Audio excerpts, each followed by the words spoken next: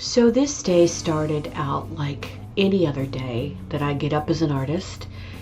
I make my coffee and I do my stretches and just relax, do some meditation. And then I take a look at the pieces that I did the day before. I a lot of times look at those pieces because I want to look at them, as some people say, with fresh eyes, with a new perspective. But then this happened.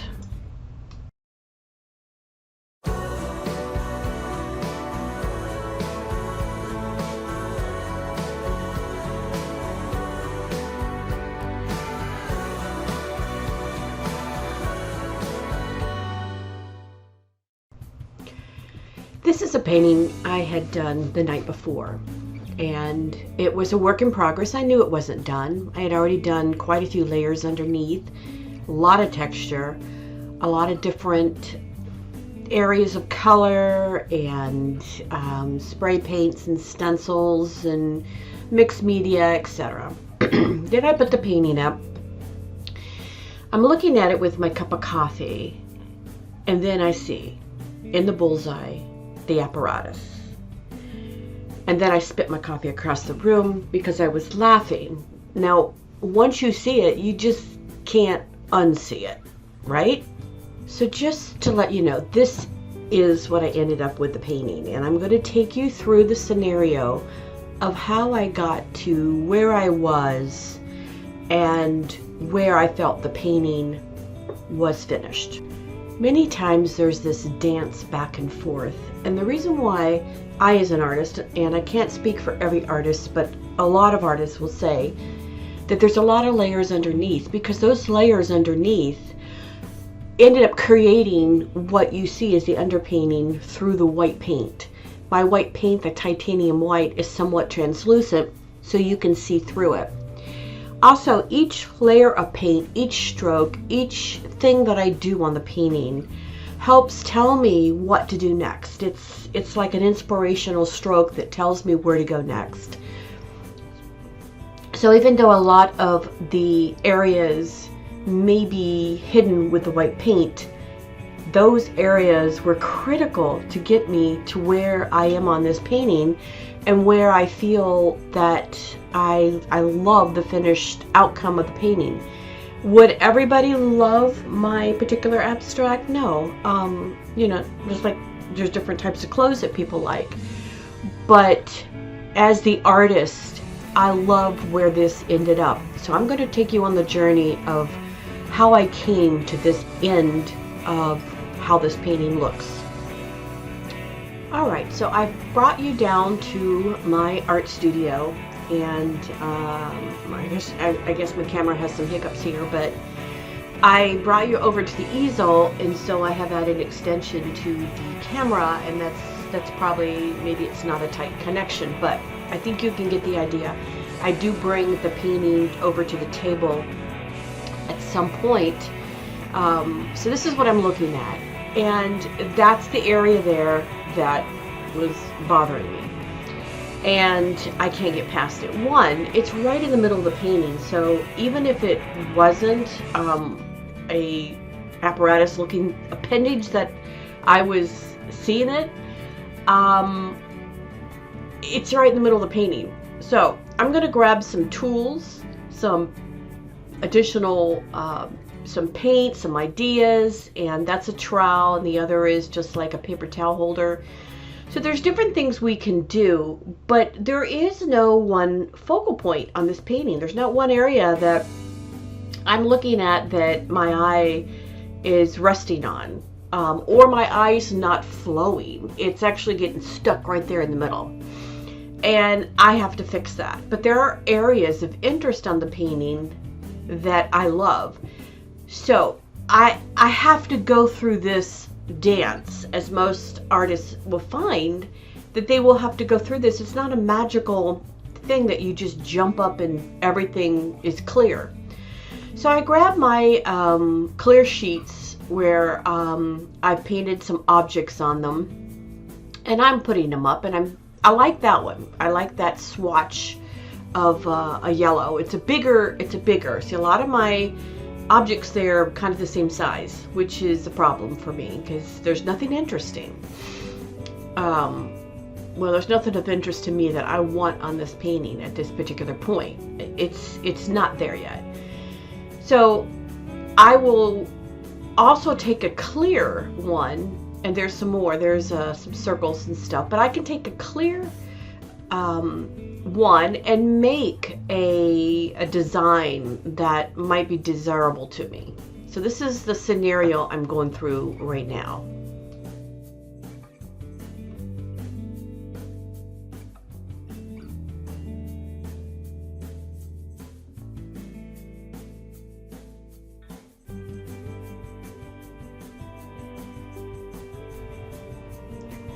So actually I am working on making a stencil to try out. So I try just plain white lines, which gives it a nice, takes the eye away from, all that's going on there. And then I add some black stripes because I like that, the black and the white at the bottom of the painting there to the left. I like that. So it's an idea. So it's just a balance back and forth, trying different things to see what it is that you might like as an artist.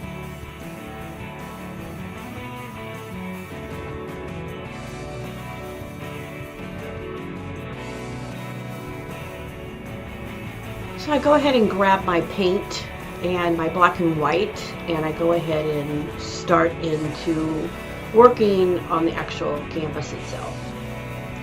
I'm painting out the bullseye.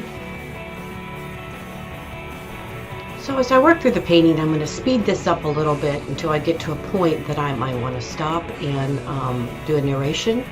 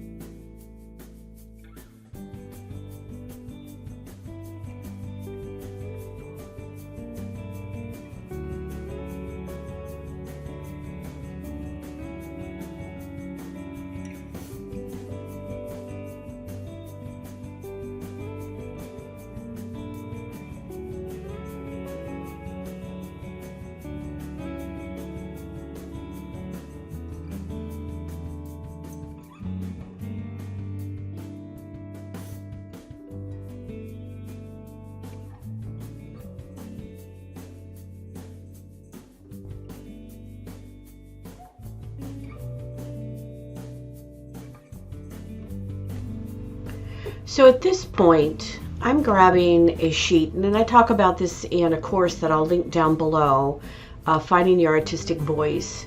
It's a sheet that I have things that I love, and it's marks and things for exactly at this point when I may be looking for additional marks. I'm in the zone of painting, so I'm not in the thought zone, if you know what I mean.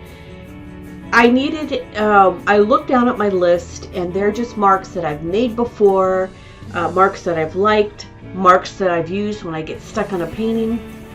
And that's what I'm looking at. I'm looking at the list, and I'm taking some of those things that are on the list and just adding that concept into my painting. And some of that was splatter paint, using stencils. That actually was a stencil that I made out of a vanilla envelope, and I just cut out of it, so nobody else is going to have stencils like some of the ones I use. And then I love circles. Circles are always on my list, so you will always see me add circles. I grabbed that piece of brown paper again and just used it again to smatter some more of the paint on the canvas.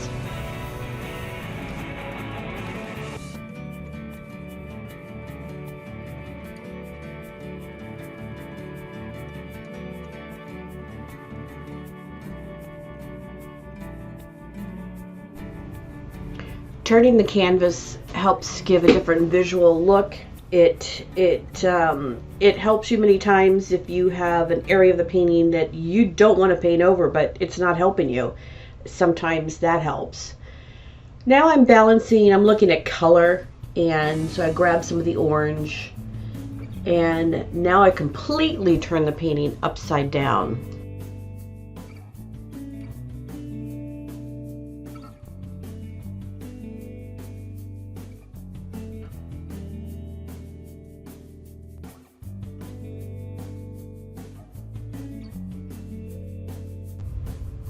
One of my old standbys is using graphite or charcoal in my painting, and some of it, yes, does get hidden, but it also helps to make marks through the wet paint.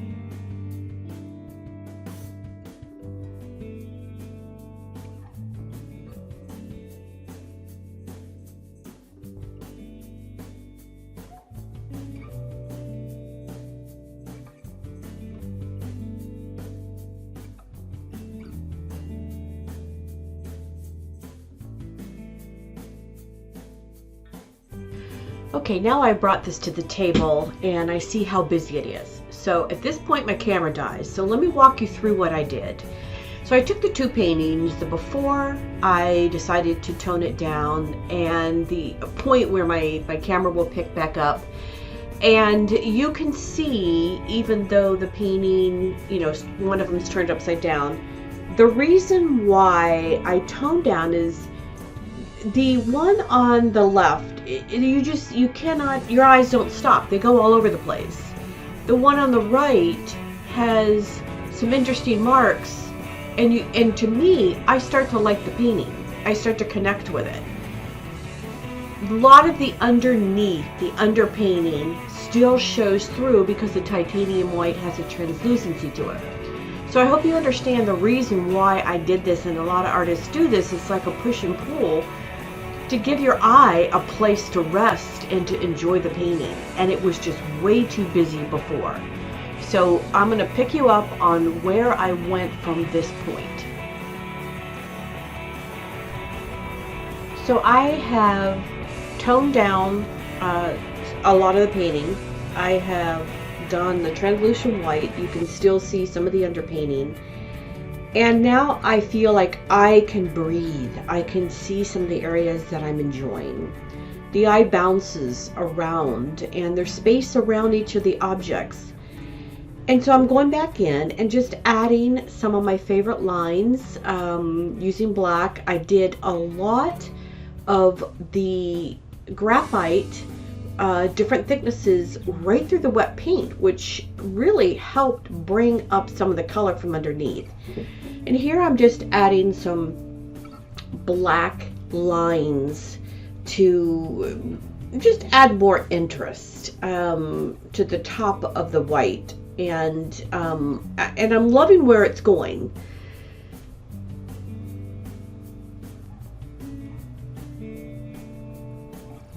Sometimes I will add lines and then I will go in and cover some of it up. You can still see some underneath, but I don't want the eye to take a direct path from the top to the bottom of that line, and that's what I did there. And I'm adding more. This is another color, or another thickness of a graphite pencil. So I have like 3 or 4, just a regular pencil, then a thicker graphite, just different ones. And there again, I'm just rubbing out some of the lines to give it an interest so the eye doesn't follow the line. And then I'm just adding with my fingers some white paint. Again, I just felt inspired to do that.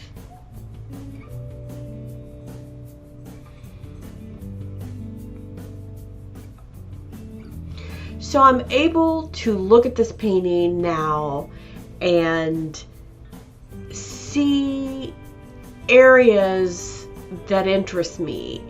I'll look at an area as opposed to my eye just doing a ping pong throughout the whole painting. And you'll see a lot of artists do this, and the question is, why do you paint underneath and then cover it up? You can see why. It helps bring the eye to the underpainting, and there's a lot of interest underneath. If I just painted that background white and added these on the top, there would be no history underneath that you could peek through and see. And it's in real life to look at this painting. It is vital to have a lot of that history underneath. And it was vital to me as an artist to play and be playful, knowing that I can cover up areas. In the end, having the freedom to do that, there's no way some of these particular peek-through paintings could have ever been created had I tried to do it on a white canvas. So I hope you have enjoyed this process, and I've been able to explain why I painted what I did, and you've learned something. I had a lot of fun with this painting. I love it. I call it the apparatus, and it's a 30 by 40. The painting is completed, and I hope that you'll give me a thumbs up and leave comments. Tell me what you think. I'm still growing my channel, and I would love the encouragement if this was helpful at all. So thank you for joining me, and I hope you enjoyed this painting.